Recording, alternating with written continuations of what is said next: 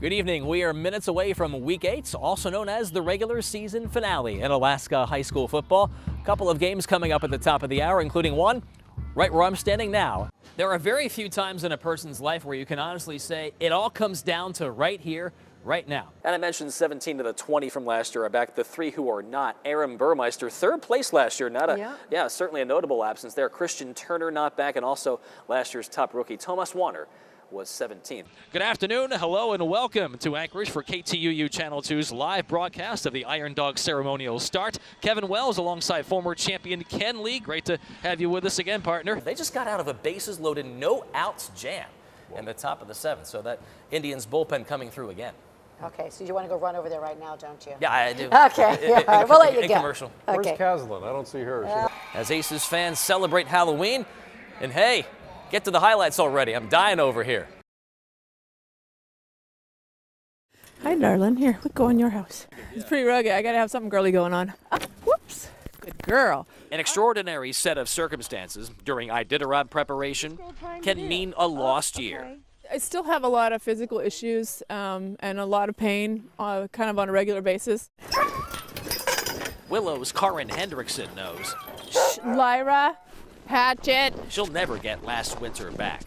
When I got hit, it hit the four-wheeler and I flew, and I knew I was going to get hurt. In November of 2014, Hendrickson went on a typical training run that ended in near tragedy when she was hit by a truck that skidded off the road. Rock solid. The Iditarod veteran spent 5 months immobilized in a body brace. 1, 2, 3 with Shanahan. Okie dokie. She is back in the running, but has low expectations. And I don't know if I'll be able to string together a bunch of runs with not much rest in between them. So I don't really know how the race is going to go for me. Even in August and September when we started training, I would have to, harness the dogs and then lay down for a few minutes and then go for a run and then lay down and, so in addition to just the damage, it's just I've also lost a lot of fitness. I'm not strong. I don't have any muscles left. Slow down. Easy. If a 2016 return seems ambitious, Hendrickson has a certain amount of pride about her dogs. They did run the Iditarod last year with replacement musher Brian Bears, but did not finish. But it was real difficult to watch somebody else take my guys out. And to sit on the sidelines and watch was awful.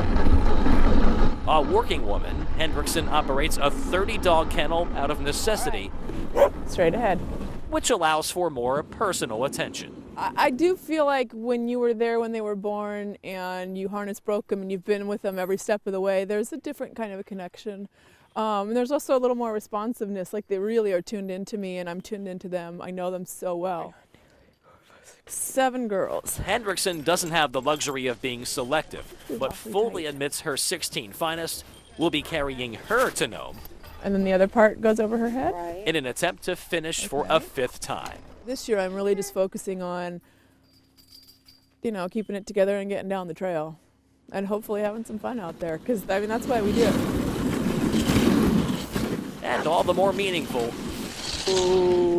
when a year-long goal is fulfilled. Okay, go ahead and hop.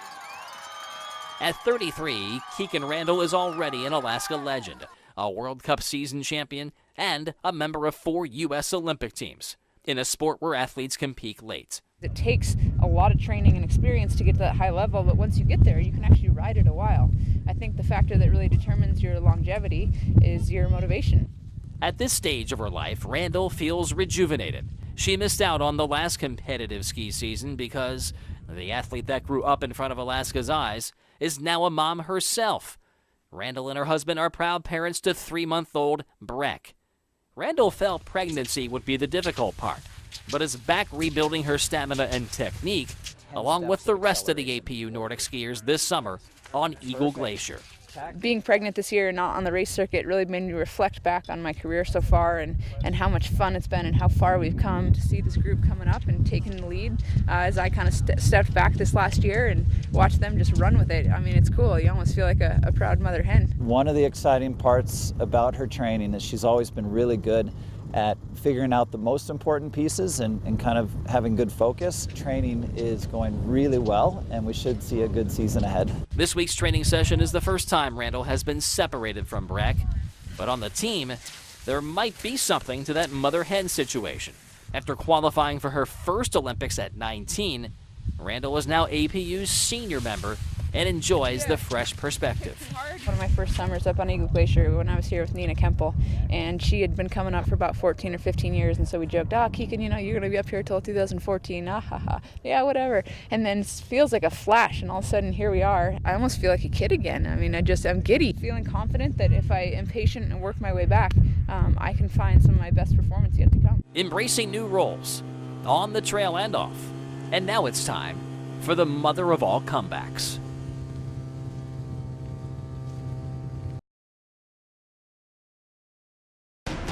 And now from Alaska's sports leader, here's Kevin Wells.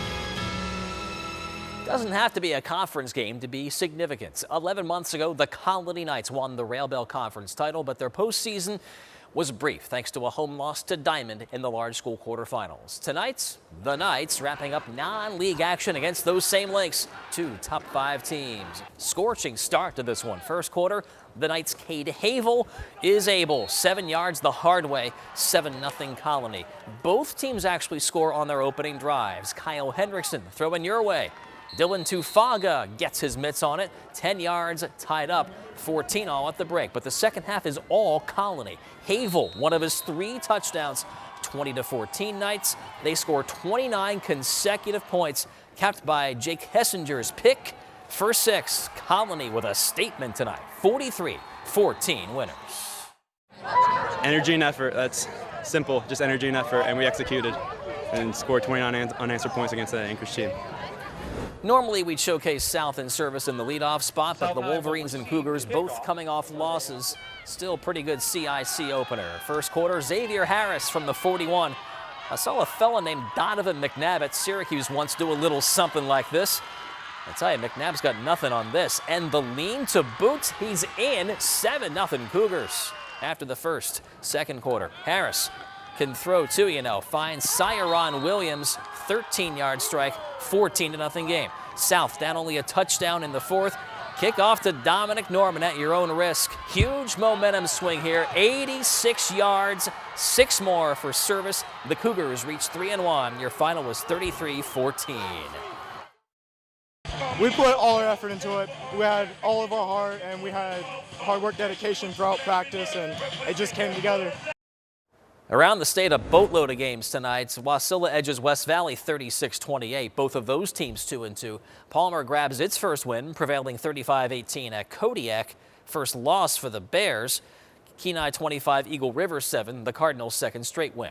Wild game in southeast Alaska. Thunder Mountain tops Ketchikan 21-0. This one actually halted in the second half due to mounting player injuries for the Kings. That one reportedly a forfeit, according to the Ketchikan Daily News. Houston rips Monroe 38-6. Nikiski evens its record, blanking Voznesenka 33-0. Showdown Saturday in Alaska features that enormous Soldotna East matchup. And by enormous, I'm not just talking about those T-Bird linemen. The stakes about as high as they get for a non-league game. Both teams 3-0, ranked number 1. And the Stars bring in the state's all-time longest win streak of 42. And even though it is so high, playing up a level in school size, the T-Birds have something to gain here as well.